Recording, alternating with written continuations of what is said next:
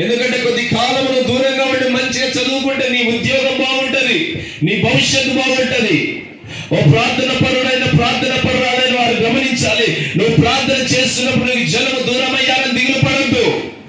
ఎందుకంటే ఇదిగో వెలుగు చీకటికి ఏనాడు పొందన కుదరదు. వెలుగు చీకటి ఏ రోజు కూడా రెండు ఒక చోట ఉండలేవు. వెలుగు కలిగిన తోడనే చీకటి పారిపోయిందంట.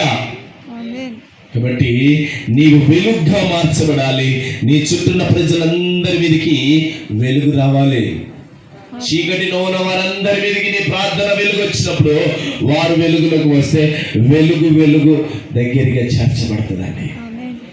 కాబట్టి ఏ రోజు కూడా నువ్వు ఒంటరిననే దిగులు పడద్దు. ఆయన అన్నాడు, ఒంటరి అయిన వాడిని 1000 మంది జనంగా చేయగలుగుతాడట.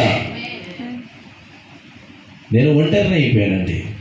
నా కుటుంబంలో నుంచి, నా ఊరు నుంచి, నా బంధువుల్లో నుంచి, నా కులంలో నుంచి, అందరిలోంచి నేను ఒంటరిని అయిపోయాను.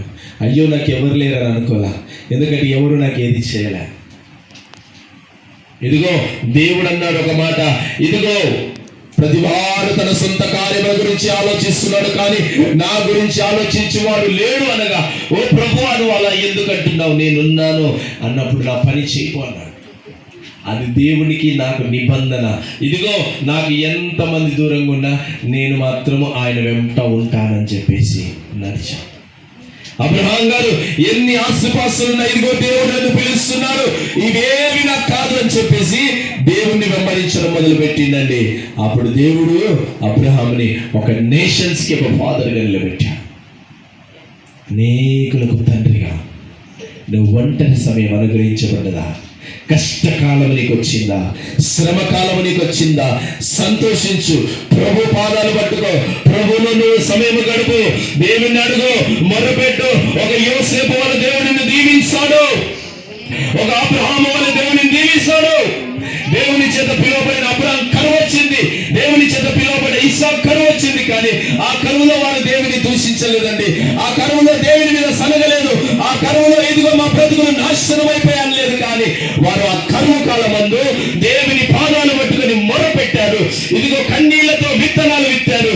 ఆ ఏట దేవుడు వారి కరువును కొట్టివేసి 100 పంటనిచ్చాడు.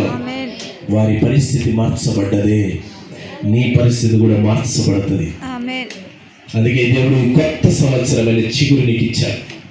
ఈ కొత్త సంవత్సరంలో నీ చిగురు వర్ధిల్లును గాక. మీరు చెప్పండి, ఎండిపోయిన ఒక మొద్దు నుంచి చిగురు వస్తుంది అనుకున్నాం, ఇమీడియట్ మనం ఏం చేస్తామండి? ఆ దగ్గరికి వెళ్ళి, అయ్యో ఈ చెట్టు ఎండిపోయింది అనుకున్నాను, కానీ